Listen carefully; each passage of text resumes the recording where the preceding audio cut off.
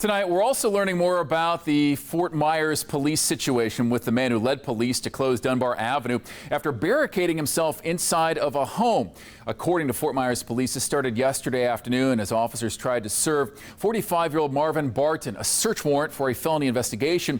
Instead, hours later, police found him dead inside the home's attic. Fox 4's Colton Chavez live for us tonight. His family members tell him they're still trying to process what happened yesterday. Colton.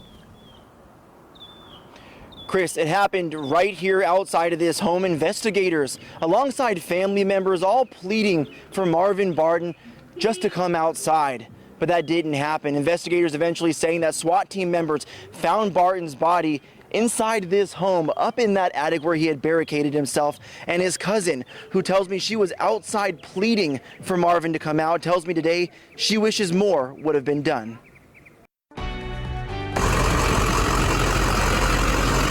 I know Marvin is not a bad person, you know.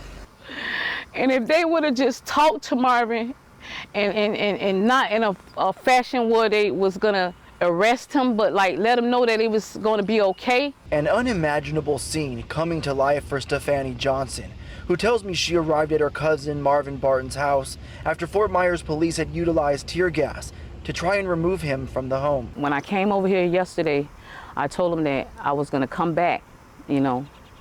When I came back, the officers had already done surrounded the house. A statement from Fort Myers police says officers were executing a felony search warrant for charges of aggravated battery and kidnapping against Barton when they say he immediately fled into the home's attic. During negotiations, detectives learned that Barton was under the influence of drugs. I asked Barton's cousin, who said he did smoke marijuana, and I also asked her about his felony charges. If it was a felony and a charge those serious, me and Marvin was sitting out here the day before.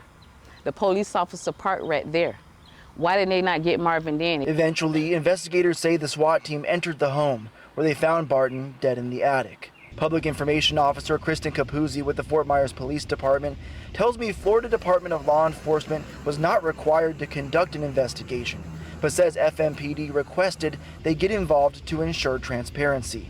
As for Barton's family members, they say they're still working to find clarity around what happened. It happened so fast. I don't understand. I don't understand. I'm trying to understand it.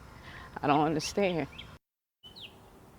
Barton's family members tell me that he was working to get better, even planning on checking himself into a drug rehabilitation center before all of this unfolded. Now tonight we are still trying to learn more about the cause of death of Marvin Barton. Of course, we'll continue to keep you updated both on air and online at fox4now.com. Live in downtown Fort Myers tonight, Colton Chavez, Fox 4.